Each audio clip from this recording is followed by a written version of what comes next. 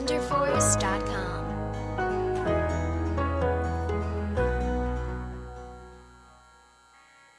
What's up, you guys? It's your boy Cam here, bringing you a top 5 video, and let's get right into it. So, starting off with number 5, made by Supermassive Games in the fall of 2015, comes Until Dawn.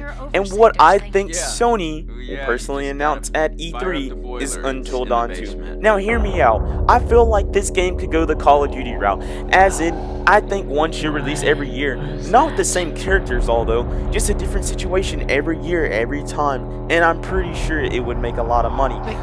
As you guys may know, this was probably at the bargain bin of a lot of people's things, and I'm pretty sure it came out in early September, August time.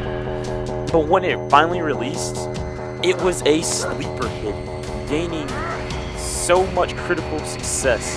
And I know there are plot holes and things associated with it, because that's what they wanted it to be, a thriller that is also cliche, make cliche people, but it did so well. And I like the multiple storylines and narratives, although that could prevent it from being yearly, because I wouldn't want the quality to diminish year over year, just to release a product every year like Call of Duty does.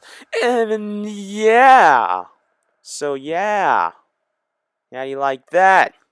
Call of Duty, This is for Battlefield the players. 1 trailer.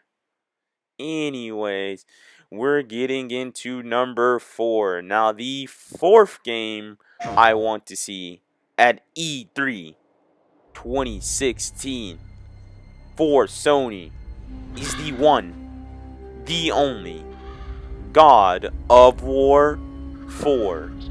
Hear me out, because we just got a prequel game that was like trash, and we can't be having no trash up in no God of War, you feels? Because this is like Beastman Kratos. He does everything. You just can't take a poop on Kratos. Like, he has to redeem himself one last time.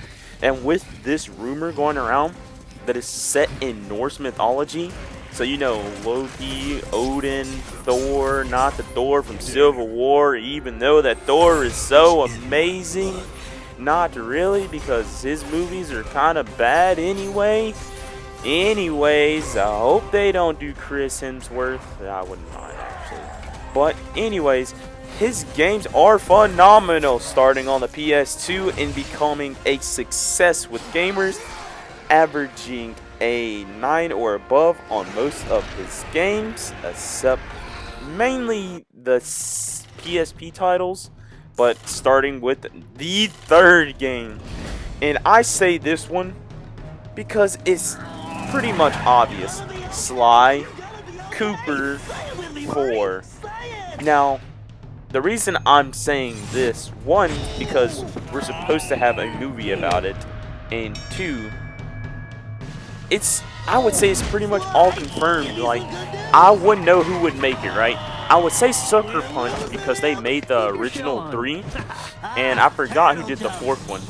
But they did an okay job, so alright, but I feel like Sucker Punch will want to go back, do this for him, just like they did the Racket and Plank revamp for PS4. I think this would be honestly so well. I just find the idea of a raccoon thief so amazing to me. Like, my mind is blown when I'm watching this trailer. And if they could have the graphics as half as good as they have them in this movie trailer right now, I'd be amazed. I mean, look at them. Look at that. Look at it. Look at it! Alright, I'm back, guys, after I had time to calm down, go to the hospital, you feel me, because I almost had a heart attack after watching this trailer for like the 6th time in a row. It's been a really slide. You guys never cease to amaze me. So, number 2, we've all wanted this for the longest time, and I'm pretty sure you guys can guess what this is. And by the way, this trailer is not real.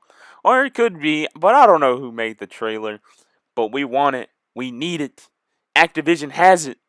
Crash Bandicoot. Originally made by Naughty Dog, but licensed by Universal.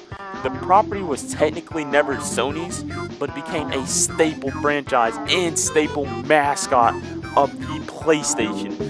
This is honestly one of the largest mascots in gaming history, and Sony doesn't even own it. Like, that blows my mind. Imagine if Nintendo didn't own Mario, right? They still used him in all their advertisements and stuff, but they didn't own him, and that is so weird to me.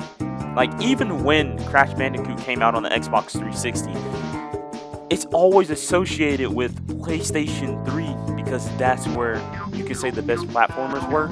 I mean, it was originally made by Naughty Dog, personally my favorite developer, but I'm pretty sure they wouldn't go back to Crash Bandicoot for a different amount of reasons. One, I feel like they are also working maybe on another game.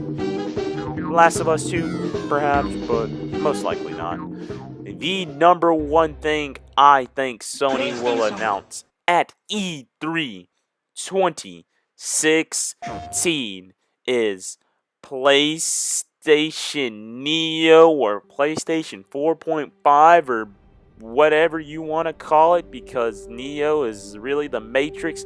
Maybe they'll call it PS4 Matrix. Maybe instead of PS4 virtual reality, they're gonna have PS4 the Matrix, and we're gonna wake up and we're gonna be in the game. We're gonna be living the game. We are the game. That's what we're gonna happen.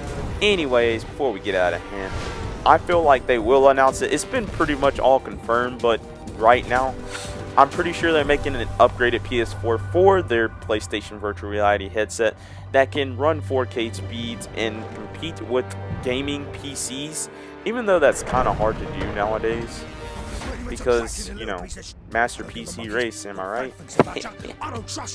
Yeah, let that die, because that's not, no, y'all aren't doing it.